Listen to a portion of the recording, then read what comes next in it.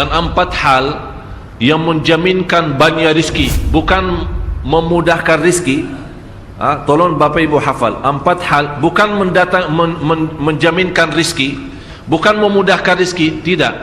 4 hal mendatangkan rizki kemari.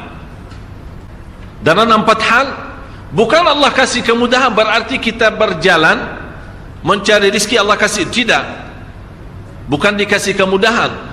Tapi di mana saja kita ada, posisi kita di mana saja, Allah datangkan rizki kepada kita. Yang pertama, qiyamul lail, salat malam. Yang kedua, berbanyak istighfar waktu sahur. Kalau anda tidak salat malam, jangan tinggalkan istighfar waktu sahur. Waktu sahur kapan? Kira-kira 30 menit sebelum azan.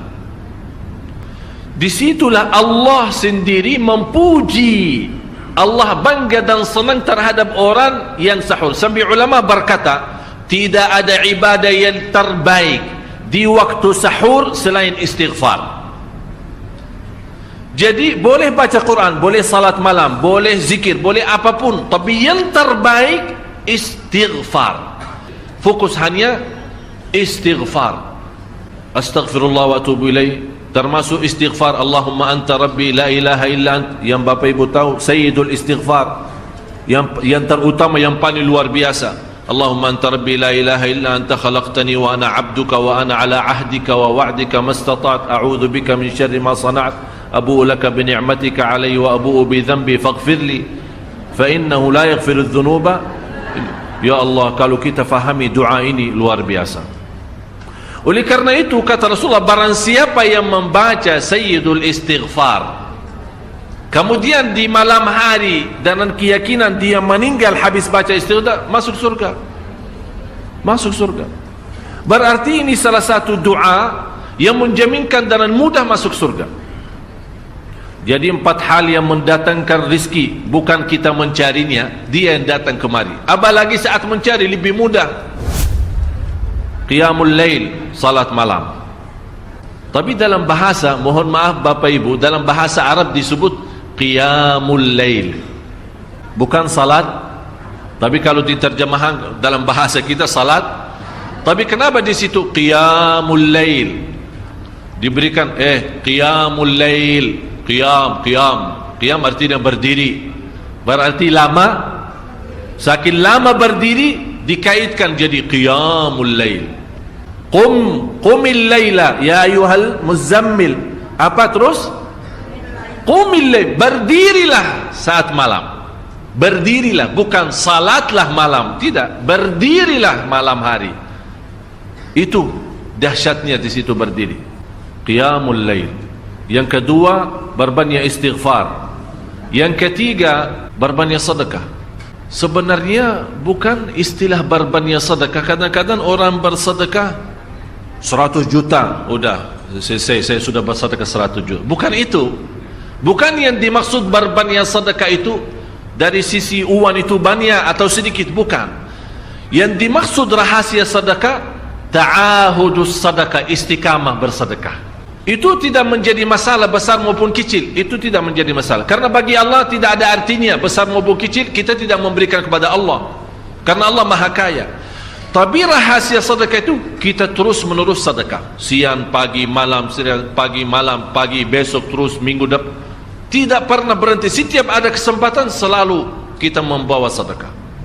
Itu namanya ta'ahudus sedekah. Ta'ahud kalau dalam bahasa sebuah janjian, seolah-olah kita ada kontrak kerjasama antara diri dengan apa? Dengan sedekah. Itu kata ta'ahud, ahad, berjanjian. Saya berjanji, seolah-olah ada berjanjian antara kita dalam sedekah. Jadi tidak boleh terlepas dari berjanjian, seolah-olah kita menghormati berjanjian. Bagaimana menghormati? Kita terus kerjasama.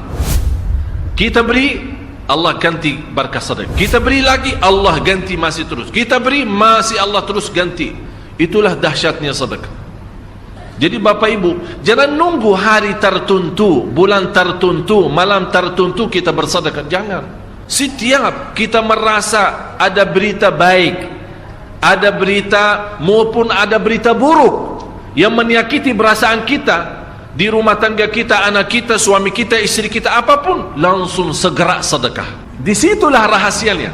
Ikatkan seolah-olah kita sudah membuat perjanjian antara diri dan sedekah dalam segala hal, hal senang maupun hal tidak, hal bahagia maupun hal sedih, hal bangga maupun hal lagi menghadapi kesusahan, kesulitan, selalu sehat dan sakit.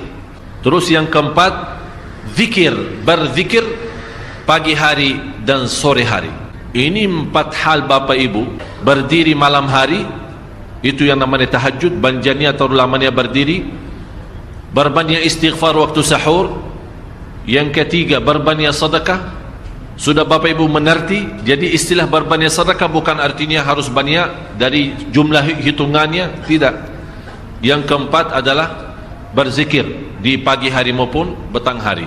Amman huwa qanitun ana al-laili sajidan wa qa'ima, sajidan wa qa'ima. Jadi Bapak Ibu, saat kita berdiri lama, walaupun baca satu ayat diulangi berkali-kali, walaupun baca surah pendek tapi diulangi berkali-kali, tidak menjadi masalah.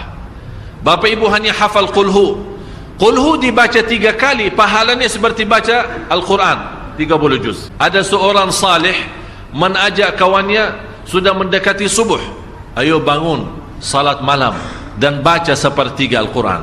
Langsung orang itu menjawab, bagaimana saya baca, sebentar lagi muazan. Bacalah qul huwallahu ahad, salat malam dan qul huwallahu ahad. Jadi Bapak Ibu, yang saya harap jangan mensusah fikir, ya Allah saya mau baca apaan. Tak usah susah fikir. Baca dan nikmati, yang penting nikmati bacaan, walaupun qul huwallahu ahad setiap hari. Kalau kita pusing baca, Allah tidak akan pusing mendengar. Malah Allah paling senang mendengar bisikan bacaan dan bisikan doa kita malam hari. Allah paling senang mendengar bisikan doa munajat kita malam hari.